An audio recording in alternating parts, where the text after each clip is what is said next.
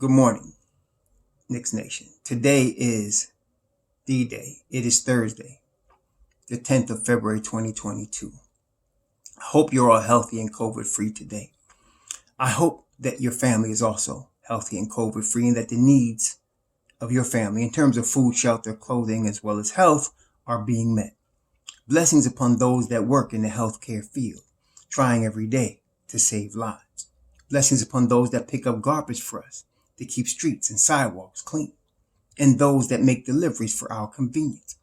Double blessings upon those that are trying to help rescue and deliver the victims of child pornography and pornography, the victims of child prostitution and prostitution, the victims of child molestation and pedophilia, the victims of human trafficking and sex slavery, and double curses on the profiteers, the perverts, and perpetrators that traffic in this human misery.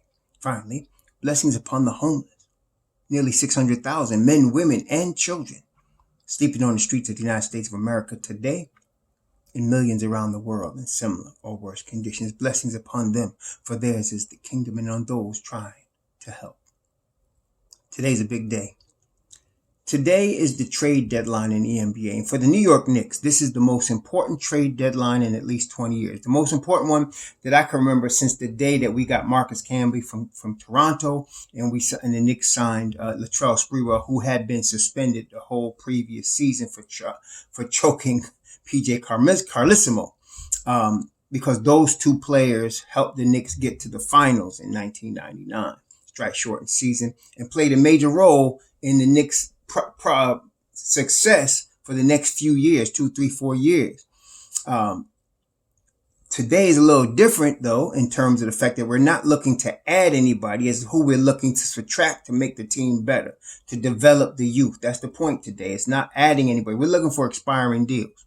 And so anybody that comes in, you have to look at it like that. Are they an expiring deal? That's what we're looking for. Okay. And again, I'm going to probably do a live broadcast once the Knicks make deals and the day is closed. I'm going to wait because sometimes teams make deals to make another deal. For example, we were hearing rumors about them looking at certain players like Harrison Barnes. That's not an expiring deal.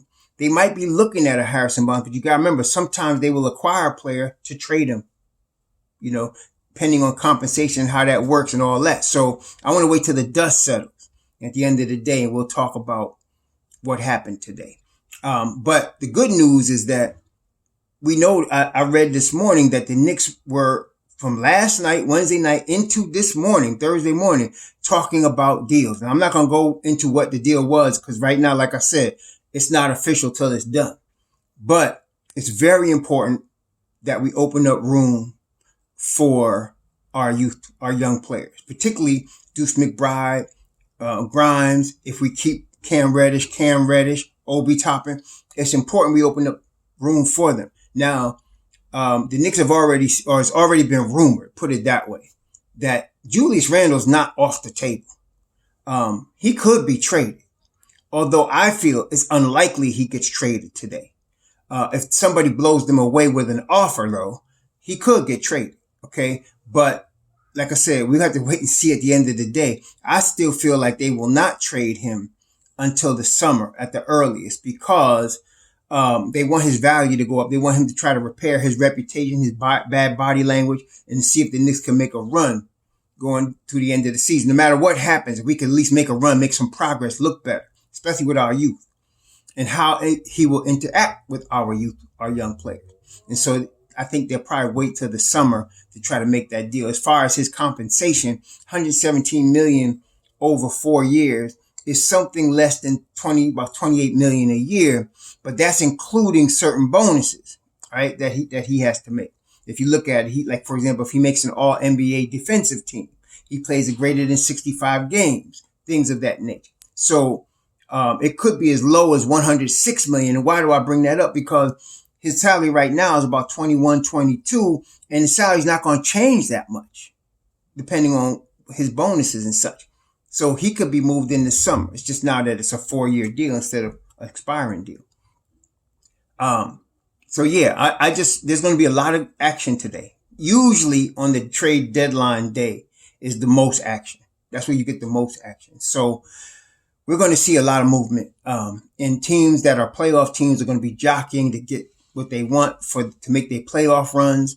And, and people that have what playoff teams want that are not playoff bound are going to be looking for the most they could get for their talent that they're sending or their draft compensation, whatever it may be.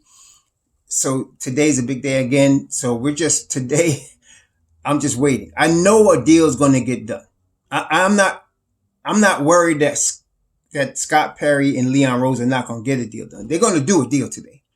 Okay. I just want to see if we can move Kemba Walker, Alec Burks, and possibly Evan Fournier. And I've looked over the landscape and there are deals to be had. Somebody mentioned, maybe it was 2 or 3 weeks ago, that they would probably one of y'all mentioned to me that we would probably have to attach draft capital to get rid of Fournier's contract. I didn't think that was the case. And the reason I didn't think at the time that was the case is because of a Ricky Rubio who's expiring at $17 million, because of an Ingles who's expiring at $13 million. I thought we could get that done without that. But of course, we know now both of those players have been traded and that's been used. And so the market now has shrunk for Fournier's contract. There are teams that need shooters that would love to have the shooting capability going into playoffs of an Evan Fournier. I was looking over the landscape and I know like Minnesota, for example, they could use that, right? They could use another shooter in Evan Fournier. And there's a couple of other teams, not a lot, but there's a couple of other teams that could do that. But now I have to admit, it may take some draft capital to move him. I don't mind them using draft capital to move him because the Knicks got a ton of draft capital. We got more than we need, actually. So, yeah, whatever. So, plus, knowing the Don, he's going to squeeze a draft pick out of somebody for some of these other players. He's going to do that. So, maybe he gets draft capital to send it out with Fournier. I don't know. We're going to see, though. So, it's going to be interesting today. It's just, I'm excited. I just want to see what happens because at the end of the day, when the dust settles, I want to see Deuce McBride. I want to see Grimes. I'd like to see Cam, Obi. I want to see these cats get some time. I want to see them get some PT and not no more, DMPCDs, right? So let's see what we could do here, and see what we got with some of these kids. All right. That's pretty much all I wanted to say this morning because it's an exciting day to me. Like I said, I have not been this excited about a trade deadline in a while. Last year, I wasn't expecting anything. And they got Derrick Rose. They made a couple of small moves last year. And I wasn't expecting much because the team was pretty much set. We needed that point guard infusion from Derrick Rose and we got it. But this year is different. We got a whole slew of young players. They signed the wrong vets, right? And it's not worked out. And so we need to get time for our young players to get some more minutes, right? And they wasted money on an Nerlens Noel, right? They wasted that $30 million. So let's see what happens. The Don's going to do his work today. This is what he's called the Don. This is why he's called Leon. He does what he has to do, right? So I'm very confident something will get done. All right.